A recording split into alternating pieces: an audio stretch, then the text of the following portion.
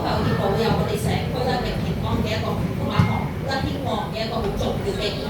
係一個好重要咧嘅公民嘅使命啊。而咧呢個嘅使命咧，其實我哋講到華光蛋啦，最先咧就係喺史書上面、古書入面啦嘅一啲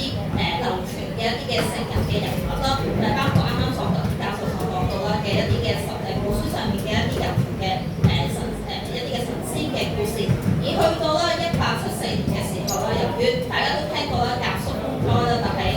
大家可能後生嘅時候都聽過前長輩咧就講到啦呢個故事。而咧就係呢個嘅新田區咧會從一個嘅信仰啦，會變成我哋民間我哋社區咧嘅一個集體回憶，就喺1874年嘅時候咧嘅一個甲戌風災咧嘅一個災難入邊啦。由於當時華光就係一區社區嘅人民啦，就認為啦喺華光嘅庇佑之下啦，就可以被保留咗一區嘅居民啦，就係一區嘅居民啦，就係所以啦就開始去籌神啦，就係亦都係發展。其實我知道話聽過啦，其實已經好早啦，喺1823年嘅時候啦已經有但後期啦，但係亦都由於災難嘅一個甲戌風災啦，而開始啦去舉辦更加多嘅一啲籌神活動啦，去感謝神恩啦。所以我哋講到啦，就係一個嘅社區嘅集體回憶啦，就係自從呢個風災啦，就慢慢就係共同嘅災難啦，就係形成我哋成個嘅社區嘅一個嘅集體回憶。大家就希望係透過唔同嘅一啲嘅活動，包括係一啲嘅神功戲啊、粵劇啊等等，去感謝神恩嘅一個嘅庇佑啊。所以已經形成我哋嘅一個集體回憶啊嘅一個敬奉嘅對象啊。所以我哋見到呢個過程啦，其實喺過去100年就係從信仰啦，但係唔單單係古書上嘅信仰，而變成我哋社區嘅集體回憶。所以我哋講到咧，從呢個嘅非物質文化遺產嘅一個角度嚟講啦，我哋嘅一個嘅華光信俗唔單單係澳門嘅一個節慶嘅項目啦，而佢更加重要啦係一個嘅文化嘅系統。呢個嘅文化系統咧就係主要結合咗幾個層面去㗎啦，但係包括咧我哋嘅宗教啦、藝術同埋社區組織嘅層面。而我覺得咧就係新橋幫會，其實喺呢個新橋區係一個好好嘅一個展示咗咧呢個嘅華光信俗啦嘅文化系統嘅一個社區，因為佢結合咗呢4個層面。就包括咧就係佢喺宗教層面上面，我哋會見到有好多唔同嘅儀式啦，就包括有拜神啦、上香啦同埋賀誕啦呢啲嘅儀式啦，其實已經係結合咗。其實呢個係屬於係非遺嘅行業入邊嘅一個生態系統嘅一個重要嘅層面㗎。如果宗教層面咧，我哋可以喺新橋社區咧見到就係一啲宗教嘅儀式，而喺藝術嘅另一個亮點咧，就係我哋嘅藝術儀式就係一個嘅神功戲啦，同埋一個嘅粵劇啦，就係透過唔同嘅表演去感謝神恩啦嘅一個好重要嘅儀式。而佢當中咧亦都有好多著名啦嘅一啲嘅表演者曾經嚟過啦，包括馬師曾啊、洪承儒等等啦一啲嘅著名嘅表演者。相信大家有冇睇過一啲嘅前輩們，在座嘅前輩們有冇睇過馬師曾一啲嘅老倌佢哋過嚟嘅表演啊？有睇係嘛？係啊，係嘛？大家都有一個睇啦，所以我哋睇得出啦。所以就係啦，一係講起呢度就已經好有共鳴感啊嘛。係啦，呢個亦都係我哋社區嘅一個共同回憶啦。而另外咧，就係喺社區層面，我哋咧就係喺個嘅蓮溪廟成利會啦，同埋我哋新橋幫會啦嘅一個組織之下啦，亦都搞咗好多唔同嘅敬老宴啊等等啦，同埋一啲嘅攤檔嘅活動。所以我覺得呢個海報好好嘅，但係集合咗啦所有唔同啦嘅一啲嘅元素喺度啊。而另外咧就係喺一啲嘅組織層面啦，就係喺一個嘅資深嘅老前輩之下啦，前輩之下就帶領之下就係維係咗社區嘅街坊啦，佢哋嘅一個共同努力啦，就係去組織唔同嘅活動啦。其實喺參與嘅過程中啦，佢哋可以更好咁樣連結社區、凝聚社區啦嘅一個感情啦同埋力量啊，所以令到大家對於社區更加有歸屬感啊。呢個我哋可以睇得出啦，從非遺嘅角度啦，華光信俗啦，其實係具有呢幾個唔同嘅一個層面嘅一個作用啊，形成咗一個活嘅一個文化生態系統啊。所以我哋咧講啦，其實華光信俗間嘅一個信俗要持續啦，必須要咧就係有具備3個角色，包括有生態智慧嘅載體啦、文化身份同埋社區嘅凝聚力啦，同埋一個持續發展同生活節目啲話，我哋可以從呢三個層面講，就係從一個嘅國際研究嘅角度啦，之後從一個國際研究啦，就係先講氣，之後啦，我哋會連結得華光送養啦，新橋嘅華光送養去講啦。首先就係要保存呢個嘅生態智慧啦，其實呢個嘅華光送族啦，佢係好多時咧係透過對於敬畏啦、神明啦，我哋點解要敬畏呢個嘅華光啦？唔單單佢可以庇佑我哋啦，去避免啦一啲嘅災難嘅發生啦。與此同時啦，其實佢亦都係好好咁樣啦，教導我哋點樣去防災嘅一個嘅意識啊。特別係當時曾經有發生咗火災啦，所以我哋透過敬畏神恩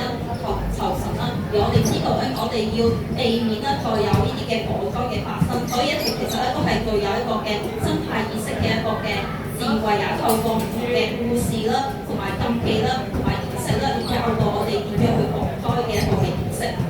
而另外啦，喺文化身體嘅鞏固上面同埋社區凝聚啦，其實所以新橋其實就係一個好好嘅一個例子啊，就係透過唔同嘅活動啦、籌錢同埋一啲嘅瑞宴啊，但係敬老宴啊，就凝聚啦社區嘅一個凝聚力啦，係透過老人家佢哋嘅大前輩嘅記憶啦，同埋啦就係一啲人啦佢哋嘅參與啦，同埋帶領一啲嘅前輩帶新教啦嘅一個作用，就係喺做嘅過程中，亦都教導啦一啲年輕人點樣啦去投入啦，去作為一個教導佢點樣作為一個領導者嘅角色啊，所以亦都係一個凝聚社會啦，就係世代同行嘅一個意思啊，就係鼓勵一啲年輕人長輩帶領之下，就係同一啲嘅年輕人啦一齊去同行，一齊去落實落到去做。其實我都見到啦，但係喺呢段時間就係從我哋講20幾年前嘅一個嘅情喺新橋康咯，我已經聽到好多老前輩嘅故事啦，就係佢哋會喺各個行業啦，同埋喺社區嘅活動入面啦，會帶領一啲嘅年輕人點樣去落手落腳去籌備呢啲嘅活動啊，同埋去搞一啲嘅神功戲啊等等。其實呢個過程啦，我哋都見到係老前輩帶領住新人啦，就係一齊去做呢種嘅知識啦，其實係同時亦都幫助佢哋將來投身社會嘅一個好重要嘅技能啊，邊學邊做嘅技能啊。而另外咧就係一個嘅同現代咧接軌，其實好多時我哋講到一個係一啲嘅而家生活嘅一啲嘅概念點樣啦，就係去尊重、去共同啦、去參與啦社會就係去投身呢個嘅參與嘅精神啊，以至咧得到社區關懷啦。而我哋其實好多嘅敬老院啦，其實都係對社區關懷作用，就係關懷一啲嘅長者啦，令到佢哋可以有一啲佢嘅既可以一齊去食飯聚聚近錢啊，俾大家一種溫暖嘅感覺啊。好，一個咧就係民間送咗一個好持續性嘅一個重要嘅內容啊。而我哋咧要點樣傳承啦？其實我哋傳承嘅同時啦，就係亦都有好多唔同嘅一啲嘅應該衝擊嘅一個問題啊。啱啱又講到啦，我哋新橋嘅一個華光送族一個好大嘅特色啊。啱啱都已經講咗我哋嘅特色，而喺我哋面對啦，其實都有唔少嘅困難存在啊。而一啲我哋先講一講有啲咩嘅困難，包括咧就係而家咧我哋其實包括係一啲嘅隨住時代嘅發展啦，好多嘅家庭佢哋嘅結構已經唔一樣啦，大家咧都已經家庭比較分散已經唔同啦。19世紀、20世紀嘅時候嘅人上世紀嘅人啦，佢哋瞓喺成日喺個街口嗰度一齊玩，其實我哋見到大家生活方式已經唔一樣，大家可能啦就係一啲嘅家庭已經開始獨立生活啊，同埋啲小朋友就係淨係玩手機啊，注意手機，可能有啲嘅年輕人佢哋要農耕工作啊，所以佢哋上班時間唔穩定啦，都令到佢哋比較難啦去投放時間啦去參與一啲嘅社區活動啊，所以都影響咗佢哋吸引就係對於呢個嘅參與社區活動嘅吸引力咯，同埋嗰陣時咧，而家一啲嘅民族啦嘅一啲嘅可能民間嘅活動，我哋包括話一年一度去搞一啲嘅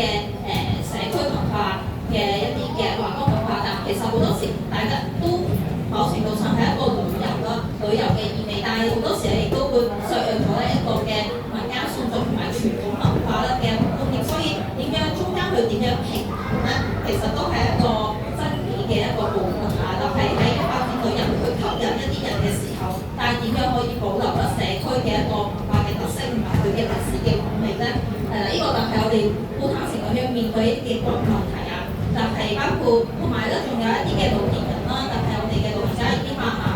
年紀大啦，好多時咧佢哋嘅知識啦，包括點樣去搞神功戲啊，點樣去舉辦活動啊，其實呢啲嘅經驗咧都已經隨住呢啲嘅老人家可能佢比較難啦，但係佢再好平衡咁樣記錄落嚟啊，包括我哋而家好多嘅老師會佢哋都已經有成70幾歲啦，平均年紀，所以呢一個嘅斷層嘅狀態其實無可否認啦，都係存在喺我哋嘅新橋嘅一個華光風俗嘅傳承係啦，包括人啦、同埋錢啦，但係由於咧係經濟唔穩定啦，好多時咧其實我哋嘅活動咧都係依靠政府啦同埋成商鋪咧嘅一啲嘅贊助啦，要帶唔到經濟好嘅時候啦，呢啲嘅經費會相對比較好啲，但係如果係經濟差嘅時候咧，其實都會影響呢啲活動嘅一啲嘅舉辦啊，係啦。而另外就係吸引力嘅問題，啱啱就講到。而無可否認啦，就係隨住現代化啦，其實依家就係佢會削弱咗一啲嘅傳統傳承嘅一個形式啦。但如果咧，我哋可以社區有社區嘅自主性啦，一啲嘅同埋善用啦，我哋嘅一啲工具，其實咧呢啲會成為咗啦，我哋開創新嘅智慧啦，開創啟發我哋有更加多嘅唔同嘅能力啦，去開啓新嘅一啲嘅吸引嘅方式啊，打開我哋嘅新嘅智慧啊。好，所以呢個咧就係你對於未來啦，華光宋族啦點樣可以持續咁樣發展落去咯？就係拋磚引玉提出咗啦一啲嘅初步嘅諗法，可能未必成熟，但係都俾大家一啲嘅參考啊。但係從唔同嘅地方啦嘅一啲嘅實踐嘅經驗入邊啦，就係俾大家個參考。但係主要咧就係有提出咗有4個部分啊，一個咧就係從數字化啦嘅一個保存啦，就係教育化、文旅化同埋協同化啦。第4個方面去講啦，點樣可以就係對於華光宋族點樣可以持續發展啦落去啊。但其實咧有一啲咧，其實我見到新橋區嘅一個嘅活動入邊咧已經投放咗啦，但係使用咗相關嘅一啲嘅形式啊。首先就係數字化方面啦，有比較多嘅一啲嘅社區咧，佢哋會用一個嘅拍攝啦，但係對於一啲嘅形式佢哋集中形式，譬如前期劇啦，但係用一啲嘅 3D 比較高清啦嘅拍攝方式，但係將佢哋嘅成個嘅形式咧拍攝落嚟啦，等到之後嘅一個嘅下一代咧可以見到我哋嘅過去嘅一個舉辦嘅一啲嘅影片啦，但係更加好咁樣保留落嚟啊，同埋一啲嘅長者前輩啦嘅一個口述歷史。我知道咧2008年同埋2018年嘅時候啦，都已經出咗2本書啦，關於新橋坊嘅一啲嘅街坊嘅回憶，所以我哋見到新橋坊其實已經好有前瞻性咁樣做咗相關嘅一啲項目啊。同埋另外啦，就係數字化啦，其實而家亦都有好多唔同嘅社交媒體啦，其實就係我哋咧點解可以，如果我哋數字化咗，亦都可以將一啲嘅有趣嘅影片啦，剪輯成一啲嘅可能90秒嘅一啲嘅影片擺上去網站上面啦，可以單單可以吸引到一啲年輕人啦去睇啦一啲嘅個別可能粵劇或者成功戲嘅一啲嘅片段啦。與此同時咧，亦都可以吸引到咧世界各地嘅人啦去睇啦呢啲嘅粵劇嘅表演同埋中華文化咧嘅一啲嘅形式啦，其實都可以吸引到佢啦去留意啦我哋澳門嘅一啲嘅民間崇俗啦嘅一啲嘅崇俗啊。所以呢啲咧都係透過數字化之後啦，點樣去吸引年輕人啲嘅方式去傳播呢個嘅我哋嘅透過華光宋族啦去傳遞呢個嘅中華文化嘅一個特色啊。而另外啦，就係一個教育化啦，但係咧我哋可以結合咧，就好似我哋人生其實係一個好好嘅 IP 啊，華光亦都可以成為一個好好嘅一個人物嘅故事，就將華光嘅故事啦變成一個嘅漫畫、繪本啊或者動畫，就其實咧再結合住地方嘅歷史，愛同一啲嘅小朋友啦同埋傳播啦，其實都係一個好好嘅教材啦，香港嘅教材啊。與此同時，亦都可以同學校啦去合作啦，去宣傳我哋嘅一個華光文化，可能係搞一啲嘅工作坊啊，或者係我哋嘅一啲嘅參與嘅活動啊，文化嘅課題，其實咧都可以更加好咁樣喺學校入邊，令到年輕人啦去了解住華光嘅一個宋族嘅文化。而另外咧，就係我哋可以組織結合一啲嘅青年嘅義工團隊啦。其實我見到新橋坊其實都已經有一啲嘅青年嘅好多青年嘅人士咧去參與，其實都係鼓勵青少年啦去參與一個嘅社區活動嘅一個活動嘅方式啊。但係從小孩子嘅一個青年嘅參與啦，從中啦去建立對於社區嘅一個歸屬。而另外啦，就係文旅化方面啦，就可以但係透過咧唔同嘅文化旅遊嘅活我哋要文化，與此同時我哋都必須要有一個經濟嘅基礎。而打造咧就係華光同埋青年發展。其實我哋而家已經咧做緊一件事，所以大家都已經，我覺得成條區已經係做得好位方面。另外仲有一個嘅道上啦、傳統市集啦，其實呢一個咧都係已經體現得出得我哋係打咗一個文化旅遊啦嘅一個社區嘅一個好好嘅產品。我覺得即係條區已經係做得非常之好。而另外咧就係喺協同化方面啦，其實一個咧亦都係我哋多方面啦，係單一係社區上面啦，其實係比較難做到，所以我哋必須要咧結合唔同嘅社區嘅資源、政府嘅資源啦，共同努力之下啦，先可以有一個更加好嘅發展啦。包括咧就係喺一個廟康同埋康會，但係作為一個嘅社區嘅核心啦，但係去統籌呢啲嘅聯絡。與此同時咧，亦都增加咧就係同政府之間聯繫啦，就係譬如係寄貼基金啦嘅一啲嘅支持啦，同埋一啲嘅所有嘅支持嘅程度，都係一個好好嘅一個去穩定啦，去創造去打造我哋嘅活動同埋活動啦。與此同時咧，亦都可以學校啦同埋教育機構啦，去更加去深化我哋嘅一個送讀嘅一啲嘅研究嘅一個核心價值。當你將佢咧變成一個嘅教材啦，變成一啲嘅研究嘅資料啦，可以分享俾唔同嘅教育嘅機構啦，或者學者去進行一個更加深化嘅一個研究去探討。其實所以呢個亦都係數字化咧有一個好嘅係啦，就係可以網上網遞將啲嘅資訊啦，令到更加多唔同地方，其實包括廣州佛山都有好多相關嘅研究嘅人士，但係佢哋可能比較難啦去獲取到我哋嘅一啲嘅社區華光數據嘅資訊。呢啲如果我哋將佢數字化喺建立一個華光嘅資料庫，可以令到啦，例如港澳地區可以喺唔同嘅地方啦，共同協同嘅助力之下啦，令到華光數據嘅數量啦，但係比較龐大啦，更加可以有更加大嘅傳播嘅力度啦，係啦。同埋另外咧就係青年同埋康會之間嘅一啲吸引更加多嘅青年啦去參加我哋嘅康會啦同埋社區嘅活動啦。呢幾個就係從呢幾個層面啦，共同去思考呢一個嘅華光數據啦嘅一個未來個持續發展嘅一個方向。